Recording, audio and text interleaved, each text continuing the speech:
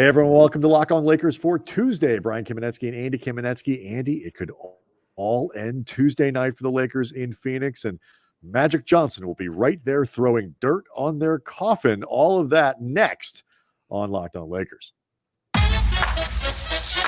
You are Locked On Lakers, your daily Los Angeles Lakers podcast. Part of the Locked On Podcast Network, your team every day.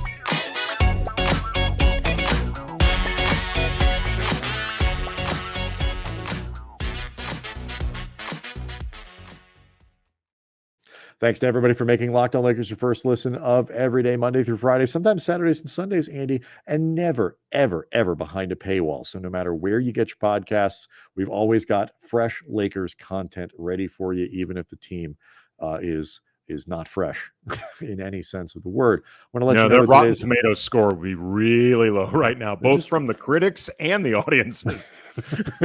one of those rare moments that everybody agrees. Yeah, everyone's in alignment.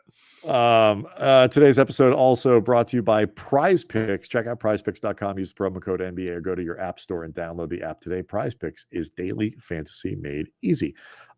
We mentioned on Monday's show that we wanted to talk a little bit about Russell Westbrook, who's attitudinally seems to have checked out. That was clear after Sunday's loss to Denver. But the big story today is Magic Johnson once again teeing off on Lakers management. We'll get to that. But it is worth noting, Andy, all of it could officially end. I saw some playoff odds for the Lakers finishing in that 10th spot based on different formulas and this and that. 1%. But that's still a chance. 1% is still a chance. It is, technically speaking, a chance. It would require the Lakers basically to win out, and they need a lot of help from San Antonio. But Andy, if they lose to Phoenix on Tuesday, which is possible, and the Spurs win, which is possible, it's 0.0. They are officially out. That is stunning to me. Like I understand we've been prepping for this moment for a week or two now, but it still is stunning that the Lakers could be in a place where they flat don't even make the play-in. I mean, don't even make. And it's not like San Antonio's like 8 games over 500. Just like, they're crappy too. No, this is not a case where the Lakers are chasing ghosts, so to speak. Like, when LeBron talks about trying to chase Michael Jordan as the all-time GOAT, and again, the chasing ghosts was the phrase that he used. This is not chasing ghosts. It was interesting. We've talked before, Brian, about the idea of the Lakers, their inability to win 2 games in a row. They have not won 2 games in a row in succession since January 7th, which was part of a 4-game winning streak. Since that 4-game winning streak, at the moment, they were 21-19. They've won 10 games since January 7th. Yeah. And honestly, that feels like more. Remember them. Yeah. Don't remember that any of them. Feels like more, 10 wins. That ain't a lot. That feels like you're rounding up. Yeah, I mean, the last time, Andy, they were 500 was after they beat Brooklyn. Remember that game? January 25th, they beat Brooklyn. It's James Harden and a bunch of people you've never heard of. Mm-hmm. And the Lakers did manage to win that game. That put them at 24-24. They're 8-24 since then. That is I believe, 250 winning percentage. I mean, that's like Oklahoma City Thunder bad. That's Houston Rockets bad. That's, I don't know who's in the basement. That's Orlando Magic bad. Like Detroit Pistons bad. The difference, though, is all of those teams, in certain respects, want to be bad. They are looking to keep collecting lottery talent and young talent. And they at least have, well, some of those teams do. I think you could argue Oklahoma City has this. Really all of them but Orlando, because nobody ever knows what Orlando's doing. They at least have a discernible direction with their badness that, could be a path towards positivity. The Lakers right now are in a place where they're bad and the path forward does not, at least on paper, look initially promising. Not to say that it can't get better. Well, but it's not obviously promising. You don't just look at what happened this season and say, all right, you know what? You chalk this up to the mother of all bad luck but you can look at next season and say, all right, it's probably going to be okay. It's the contrast between last season and this season. Last season, you could see there was demonstrable evidence that team was good, and then everybody got hurt. But you could always go back. Like 21-6 is good. Like that's a legitimately good team. They were on a roll. They were playing well, and you could see it there. And then they had moments when everybody got healthy again toward the end of the year where you could, okay, they look pretty good again. This team has never been good. And whether it's never been good because they've never had a chance to be good or because they never were going to be as good as anybody wanted them to be or needed them to be, or both, and which is the answer, I think, and something we will unpack in great detail, starting earlier than we ever would have wanted to in terms of off-season postmortems. But Andy, this futility was also the source of one of our great joys as people who cover the Lakers and have covered the Lakers and will continue to cover the Lakers. The injection of Magic Johnson into the conversation. Yes, Lakers great. The gloat for Lakers, perhaps in the minds of many. I think the gloat of Twitter, to say the least. Tell you what it is, Brian. It's winning time for us. Yes, it's fitting that show's going on right now. And props, by the way, to Quincy Isaiah, who is incredible. As Magic, he is unbelievably good. It is almost never a good thing for the Lakers when Magic goes on television. It is almost always a great thing for us. So Magic Monday, he's got a documentary, I guess, coming out on HBO. Is that what it is? Look, man, everybody connected to the Lakers, Magic, Kareem, the Lakers themselves, Jeanie Buss, I believe, I'm not 100% sure I'm correct about this, but I believe she has both documentaries and scripted series in the works. At least the scripted thing. Like this, the Winning Time thing that's going on right now. Involved with that. Winning Time is like the one thing that is not like sort of authorized. Like everything else is some sort of authorized project. Yeah, I mean, I'm waiting for the Schmeck or whatever his name is. Mike Smrek. Mike, yeah, I'm waiting for his Did you documentary. Just call him Schmeck? I did just call him Schmeck. I blanked on his name for a second. But seriously, I'm at this point, I'm expecting everybody to have a documentary. And by the way, shout out to Michael Thompson, our friend, who had his documentary before all these guys. It's true. So he goes on with Stephen A., his friend, his very close buddy. He then goes on ESPN Radio with Keyshawn Johnson, another friend of his, and is saying all kinds of things about how the Lakers mismanaged the Russell Westbrook thing because, Andy, he had delivered, but in a box with a bow, DeMar DeRozan, who is a fringe MVP candidate this year. Epic failure on the part of the Lakers, according to Magic Johnson. Of course, many things about this whole thing are wildly hypocritical and totally inaccurate and great fun. And so we'll start talking about all of it next.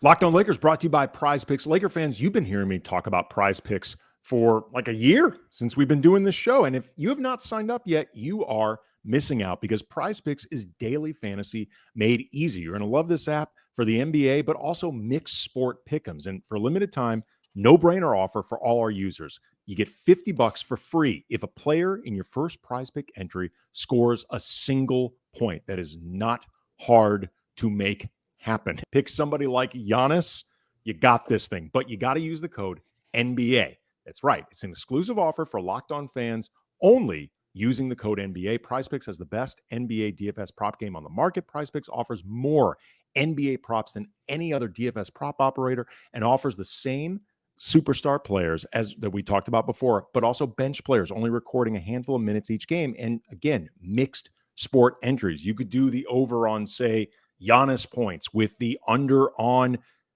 Cody Bellinger home runs if you don't think he's going to end up recovering this season, going back to the MVP form. But you can mix things up, keep it fun, keep it weird, keep it interesting. Use the award-winning app on both the App Store and Google Play. Entries can be made in 60 seconds or less.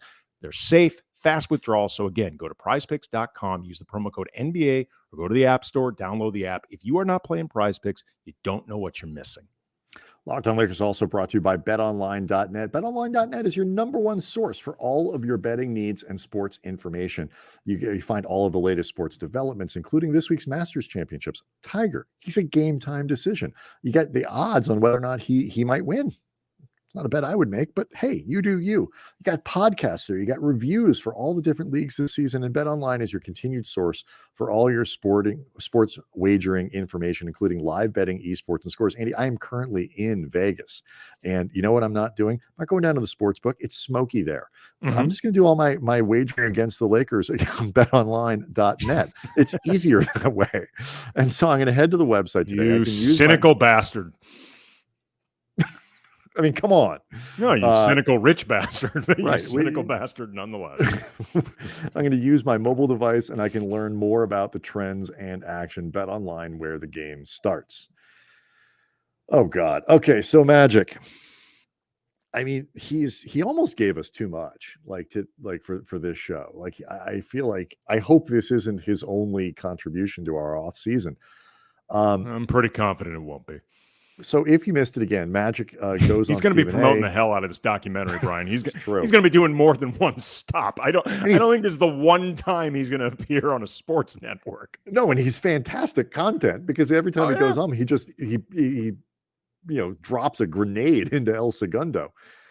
So he talked about how he had delivered. He had the whole DeMar DeRozan thing, which we debated. Should the Lakers do this?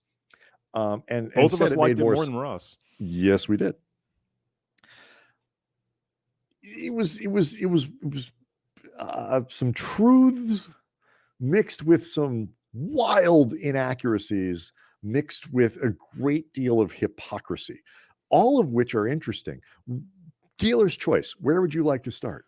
Well, I mean, we should set it up by laying out what Magic said, which was essentially that DeMar DeRozan's agent, Aaron Goodwin, one of the biggest agents in the NBA, had reached out to Magic during this period where DeMar DeRozan, it was obvious, was going to be leaving San Antonio and was looking for potential teams to be a trade partner with, and that Aaron Goodwin told Magic, quote, DeRozan wanted to play for the Lakers. When I got the call from this agent, Magic said, I called the Lakers and said, hey, he wants to come home, and DeRozan could have been a Laker instead of a Bull. We could have made that deal. But when Russell Westbrook and LeBron and them started talking, that's when they nixed the deal and went with Westbrook, and he became a Laker instead of DeRozan. This is what he said on ESPN's Get Up. Later, he told Keyshawn, Jay Will, and Max that he, quote, no look pass. In other words, he made the pass to the Lakers organization. Rob Pelinka said, hey, talk to Aaron.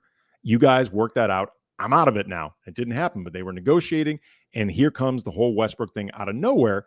Magic also went on to point out, like, all the different things that could have come afterwards. Like in Magic's telling of this story and his vision for the Lakers, you wouldn't have just gotten DeMar DeRozan.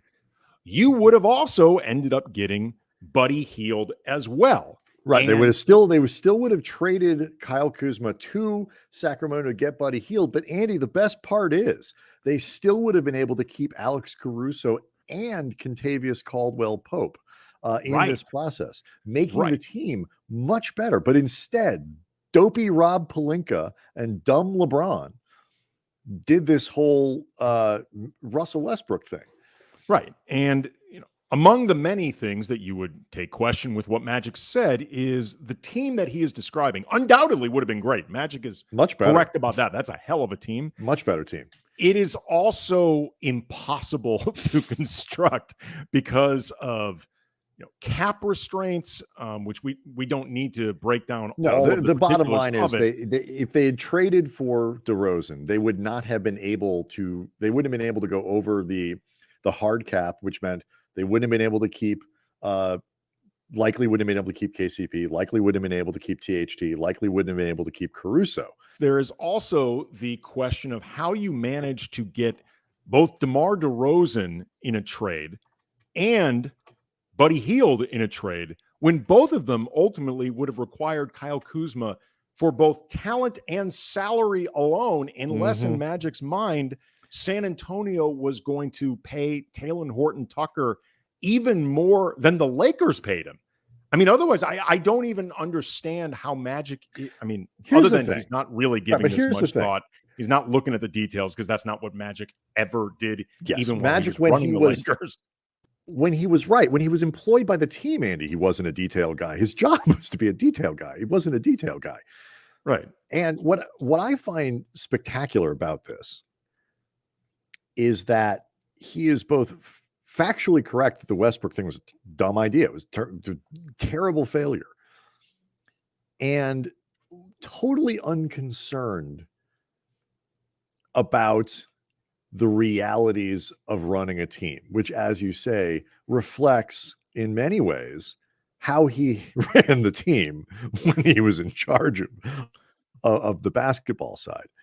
It also, Brian, reflects Magic's total indifference to what he said about the Westbrook deal in the moment. If I may quote Magic on July 29th, 2021, and this was something that I noted on our Twitter feed at Cam Brothers Today, to quote at Magic Johnson, Laker Nation, the blockbuster trade that's bringing Russell Westbrook to the at Lakers is very, all caps, exciting and definitely will make the Lakers a championship contender next season.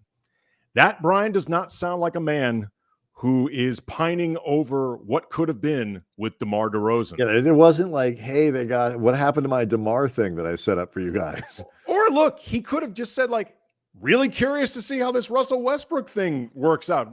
Interesting time for the Lakers. Leave it at that. Or, it is exciting. It's definitely exciting. Car crash can be exciting. It's exciting. But the definitely going to make the Lakers a championship contender next season, that is a strong endorsement of the deal that Magic has a year, not even a year later, but certainly in front of a camera, gone on to say did in the Lakers because they're a bunch of idiots who got distracted by the shiny thing that is Russell Westbrook. The part, though, that I think is most important. This is all the part that I find most entertaining. Like, just like there's just the ridiculousness of Magic on television, totally uncaring as to like his previous opinions, totally uncaring as to like the fact that you need two Kyle Kuzmas to do what he's talking about. Like, none of these details matter to him. You need the NBA to allow a completely different cap for you as for the you. Rest of the league.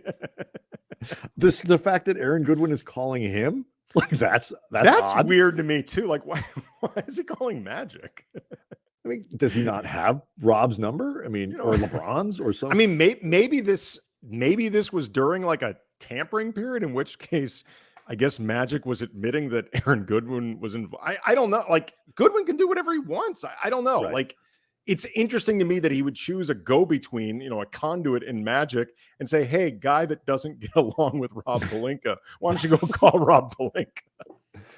So, but I'm not saying Magic's lying. I'm just saying it's bizarre. I'm not saying Magic's lying either. I am saying that I'm not entirely sure Magic is the most reliable narrator here. But here's the part that I think is most interesting. Also entertaining, but more interesting too. This is the most dysfunctional relationship. It is illustrative of how weird and dysfunctional and insular and this little Lakers club is, because again, Magic Johnson, who has seemed to be welcomed back by Jeanie Buss into the fold after doing something just horrible to her, walking off the job without telling her, announcing it to the media before he told her, yet he is still part of this thing and now goes back on television to just drop bombs on the front office. What I want to talk about next, Andy, why do they keep doing this? Why does this keep happening? It is so weird. It is so very weird. And we need to spend at least 9 more minutes on it because it's just amazing. And we'll do it next.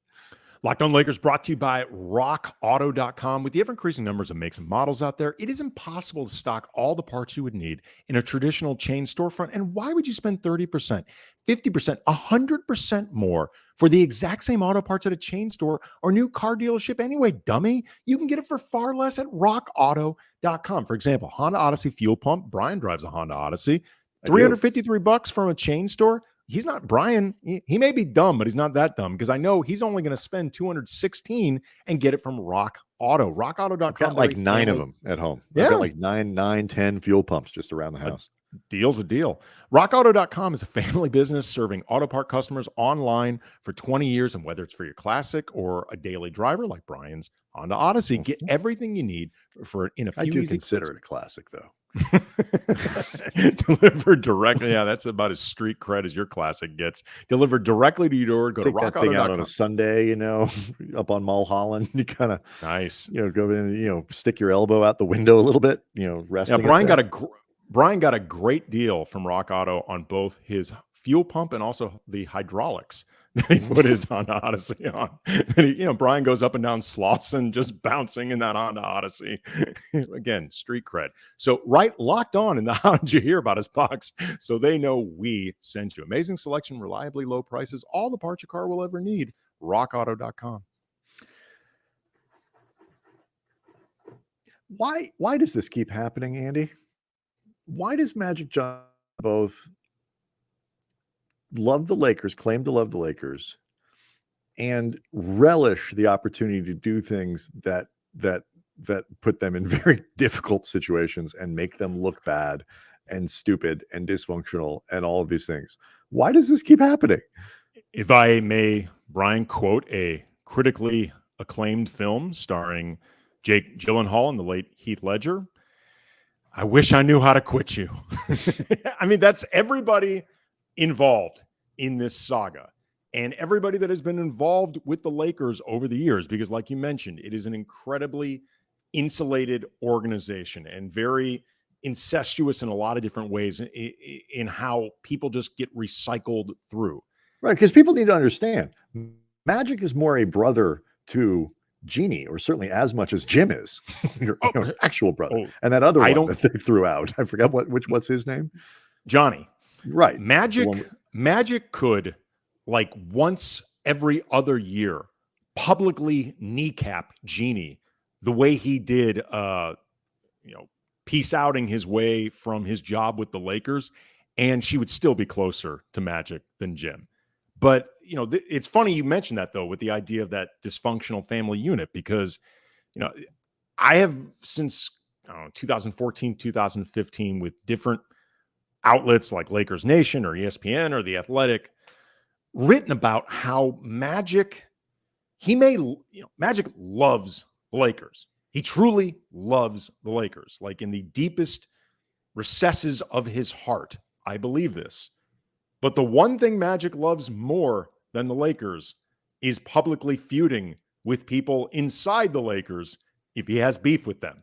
And we've seen this with Jim Buss, things that Magic did publicly undercutting confidence in Jim Buss in ways that, whether he was justified or not, did not help the organization. He did this with Mike D'Antoni. He did this with Luke Walton while he was actually running the Lakers. He did this, like I said, kneecapping Jeanie on the way out. He did this nuking Rob Pelinka on his way out. And he's since vacillated between saying he and Rob are cool and, offering criticism of Rob Pelinka and now assistant general manager LeBron James. I was going to say, to be fair, he was not just he was really criticizing LeBron by name more. I mean, but the criticism of Rob is implicit. Magic's a cutthroat dude, man. Mm-hmm. And as much as he, may love the Lakers and want to see their success, if he feels slighted by them, he ain't above putting them in a bad position over and over and over. And yet, and I don't mean welcome back in a, when the Rams didn't, you don't pick a fight with, like, the Lakers shouldn't pick a fight with Jerry West, who said some tough things about the front office and said some tough things about the organization. Lakers had no comment. It was smart. Don't pick a fight with Jerry West. You're not going to win that. It's just, and when, the Rams ran into trouble with this, like they picked a fight with Eric Dickerson. Like, don't do that. Mm-hmm. Like, this is when they were bad. Like, don't do that. Mm-hmm. You're, not when your team's not good. Don't pick a fight with legends. And so the Lakers understand, it's like, okay, there is a limit as to what we can do with Magic. And Magic, while we make fun of, and like sort of NBA insider types will make fun of. So my son is trying to crawl across the floor to make sure he's not seen on the podcast. Like the idea of Magic here, like, he does stuff to the organization that hurts the organization, and they will always welcome him back, not in a cosmetic way, but like in a he's still one of us advisory capacity and all that stuff. It would not shock me if Rob Pelinka is fired in this offseason, if they somehow put Magic back into an official position in the front office, not some sort of honorary whatever, but they actually brought him back. I don't think that's what they would do, but it wouldn't shock me. That actually would shock me. It would shock. Yeah, it would shock me on 2 counts. A, the amount of ridicule you would take from that, I think, is something that, as much as Jeanie tends to, keep only her closest people around her as advisors and does not seem to have any use for outsider opinion, this would be ridicule in ways that I think would bother her. It also would be really shocking because I don't think Magic would want to do it. I would be just as shocked by Magic wanting another go around with that because he hated the job as them actually bringing him back to it. I think if they want to bring him back as some type of ambassador role, where he has no responsibilities other than just dapping up the Lakers and dapping up players, as long as he can find ways to tweet about people without it being tampering, sure, why not? Again, Magic's charisma is real. We've both been around him. Like, you feel that bleep. But sure. I would actually be pretty shocked if Magic wanted that job, much less them actually giving it to him. That part, I think, is probably I think that is a better question in terms of whether or not it would possibly happen. But I don't know if I have the capacity anymore to be surprised by insular choice making that these guys could do. And no matter what, like, Magic's a Laker for life, we'll let him back. Like, there seems to be no, beyond the fact he wasn't very good at it. I guess he was pretty good at changing the narrative around what the Lakers, like, seeming that the Lakers were on a better path after they brought him in, getting rid of Jim, bringing back Magic, and you have less chaos, you have more optimism. Except the difference is this time, like, Magic is part, like, recognized as part of the chaos agents of this organization, and also known to not be very good at any kind of front office role. I was going to say, it didn't take that long before there was chaos surrounding Magic. And in certain respects, whoever got brought in that was not Jim Buss, as long as it wasn't Johnny Buss, I think it was going to feel like there was a sense of stability. There was going to feel like there was a sense of stability being brought to the Lakers. An actual school bus would have been preferable. They needed to have a front office that was not being led by siblings that couldn't stand each other. And it had reached a point where it was no longer functional. So in that sense, Jeanie just getting rid of Jim, which a lot of people question whether she would actually do in the first place for a variety of reasons. So in that sense, there was going to be some stability that came from it. I don't think Magic will ever have anything close to that type of role. But the idea that I would be shocked, to be honest. But the idea, though, that Jeanie, by her own admission, this is not, unsourced reports, still goes to Magic for advice when we've seen from this time on Get Up or with, Keyshawn and the guys, he still doesn't seem to understand how the damn salary cap works. That speaks to just a larger issue with this team, period, in terms of who's going to be guiding this ship moving forward and who's going to get them out of the place that they're in right now. I don't know. One guy who won't be doing that, Andy, is Russell Westbrook. He doesn't seem long for this squad. We still haven't had a chance to talk about his comments. We'll see what he says after Tuesday night's game, where the Lakers are. how they got here, where they go from here, who's going to be on this team, and who's going to be running it. Some massive choices that the Lakers have to make. We'll see if they're still playing for this season or if it's officially wait until next year following Tuesday's game. Locked On Lakers on YouTube. We appreciate all the support that channel's been getting. Again, make sure to make a Locked On podcast, this one, your first listen of every day, and we will see everyone Wednesday.